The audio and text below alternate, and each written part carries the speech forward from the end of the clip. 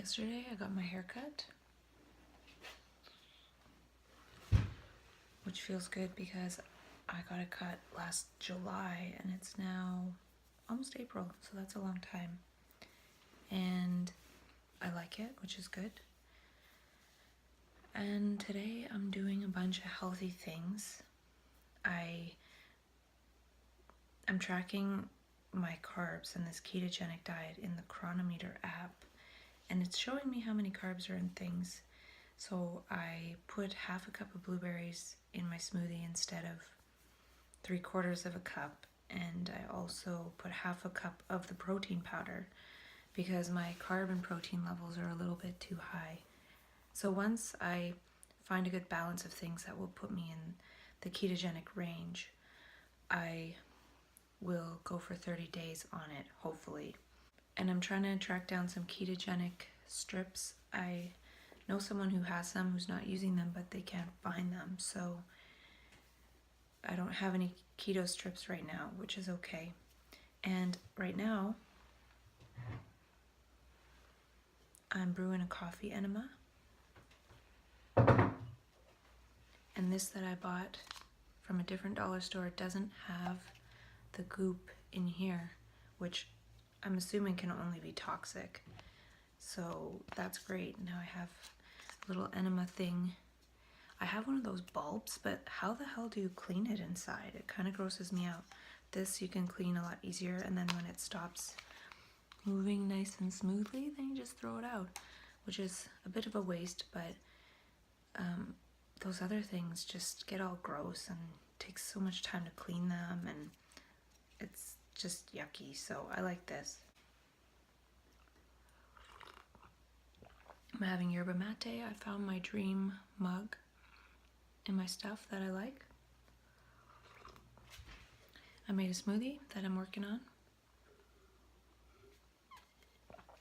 And one thing that I got in my VitaCost order to top it up so I could get free shipping, because I'd rather pay 20 bucks for something I'm going to use and save the $10 shipping than not add that $20 and waste $10 on shipping. I had to make a $100 order total, which is a lot, but I got 2 of these moringa powders, which also have carbs in them, so I'm only doing 1 teaspoon at a time. I could go up to 2 teaspoons at some point, but I used to use this and I figured I would just get it again. I'm not really doing very many superfoods, but this is one that I got. And some other things that I got from VitaCost were supplements that are on the anti-suicide remedy page of Peter Smith of balancingbrainchemistry.co.uk. And a couple of the things, or one of the things, is uridine. So he says to take a certain amount of uridine. This was a kind of expensive one, I think like 25 bucks probably. So this is for crisis time. And I also got alpha GCP, which I was taking the first month or two, and brain gastrodin, which I was also taking, and CDB choline, because these are all things that he recommended for neuroplasticity and nurturing that process. So I don't really need any neuroplasticity help right now. I'm functioning very well. But after I hit the wall and have a crisis, it feels like my brain dies. So I could use a boost of things that help brain neuroplasticity, supposedly. And then I went to his page, the suicide remedy page, and I printed it out. And I noticed there's a bunch of other things on there that I could get too. One of the things I took the first month or two was SAM-E. I don't have that in my possession. I stopped taking it and I forgot about it. So this is why it's good to keep reviewing the information. And I'm going to keep reviewing it until crisis time and make sure I have a set of everything I need to take during crisis, separate and organized. So then when it comes time, like I might even put a label on here like 1 a day in the morning or something, because if I have, say, 30 different things I'm going to take and they're all separate, properly labeled, then all I have to do is grab the box and look at the package and I'll know what to do. Whereas if I have to go back and refer to a sheet and all that, in crisis time, it's too hard.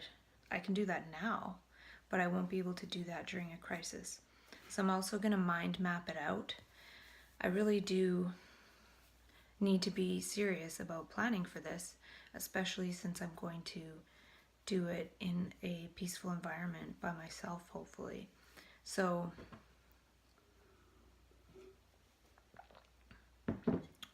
I will get all those other supplements, even though they're kind of expensive, because this is the experiment that I'm doing. I'm doing the experiment of, will taking these supplements make it so I don't have to take way more Seroquel or way more Trazodone, and then I'd have to go off all the antidepressant supplements I'm on because they don't mesh well with antidepressant medications. So there'd be a lot of adjustments I'd have to make if this doesn't work. And if it doesn't work, I probably will stop doing it and take minimal supplementation and go on from there. But for now, this is an investment of probably a couple $1,000s in these supplements over this time to see if this helps. And I'm willing to do that. So I do need to go through the list that I printed out, read all the information again, make the mind maps, get the supplements I'm missing like SAM-E, and there were a few others in the suicide remedy protocol. And the suicide remedy protocol is for when basically this bipolar thing is coming in and trying to kill me or anyone. And that happens to me. That's what happens. So I want to see if this protocol will help to make that less painful and awful. Like if I could just keep taking the 2 quetiapine a day and not have to take 5 or 6 on a day for several days, that would be a pretty big win, I think. And if that's true as well, like maybe I would just say, well, I'd rather not spend all this money on these supplements and just take the extra meds next time. We'll see what happens. So I'm going to start collecting supplements all separately for the 1 month trip that I want to take to a peaceful place to go through this transition. So I'll talk about those when I get them. The other thing is,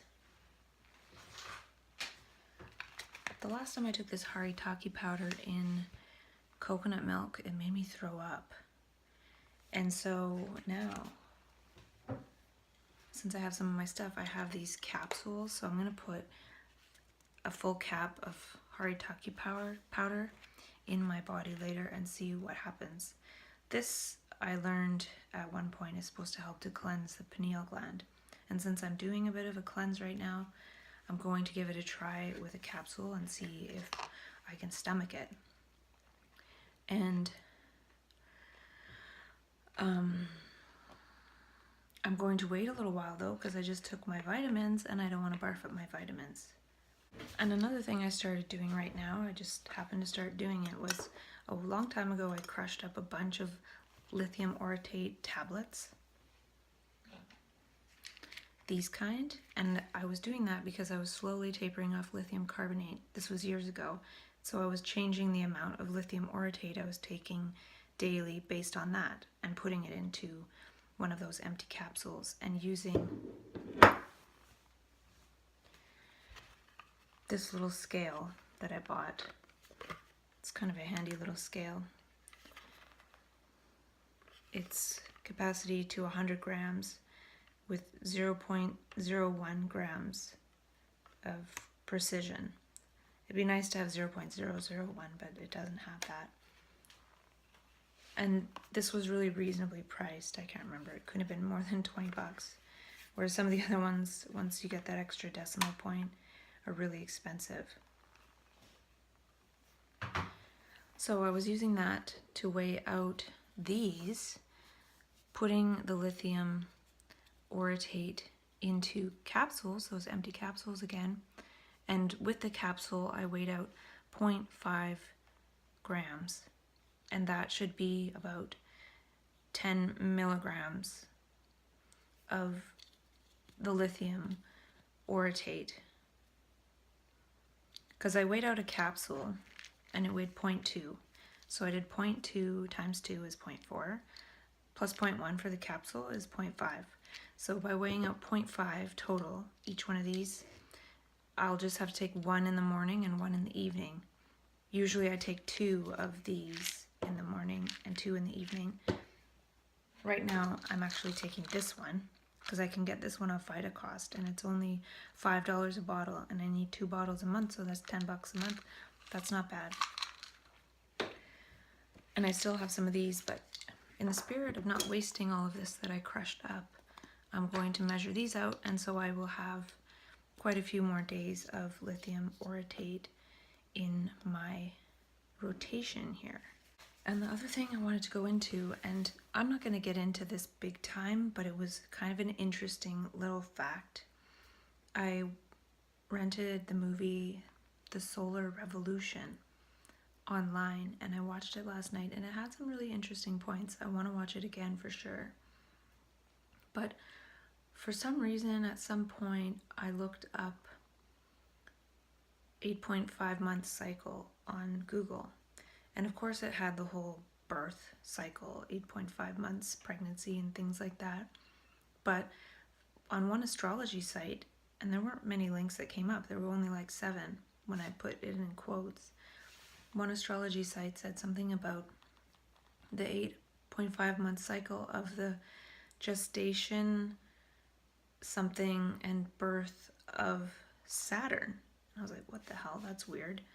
So I looked up something about Saturn, and I'm not saying this right. I'll go into it a bit more later when I print stuff out, I think. But Saturn, I think it said goes around the sun every 29 and a half years. And what was interesting about that to me is I was diagnosed when I was 29 years old. And then if you take the whole gestation period of my life as well, it's sort of like between 29 and a half and 30 years.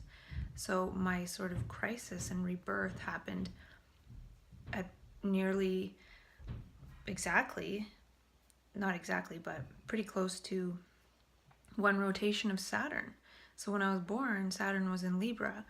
And when this happened, Saturn was in Libra again, which does happen for a period of time, but